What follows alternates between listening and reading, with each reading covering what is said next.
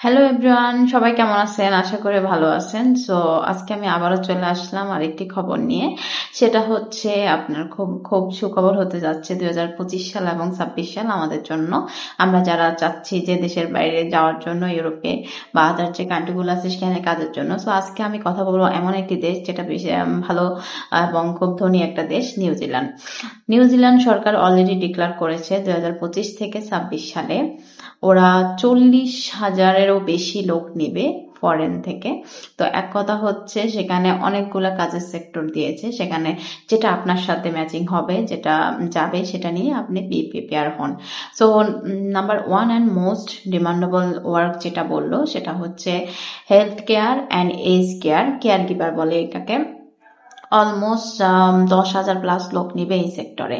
And building construction and engineering সেক্টরে 12 থেকে 12,000 লোক নেবে। আইটি অ্যান্ড আইটি যে কোম্পানি গুলো আছে ওগুলাতে নিবে আপনার 8,000-এরও বেশি লোক।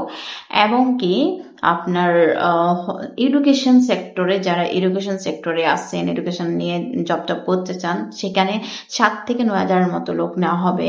এবং কি এগ্রিকালচার বা আদার যারা নন স্কিল বা লেবার টাইপের কাজে দিতে চাচ্ছেন, সেটা হচ্ছে মোস্ট ডিমান্ডেবল এবং অনেক অনেক স্পেস আছে সেখানে, সেটা হচ্ছে 12,000-এর বেশি লোক নেবে।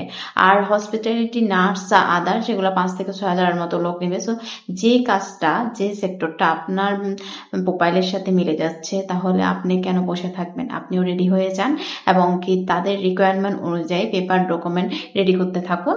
দেখবেন আপনাদের সব ধরনের প্রোফাইল যদি তাদের ইনস্ট্রাকশনের সাথে মিলে গেছে, তাহলে অবশ্যই আপনিও সুযোগটা গ্রহণ করতে পারবেন যখন তারা হচ্ছে অ্যাপ্লিকেশনের সুযোগ দেবে।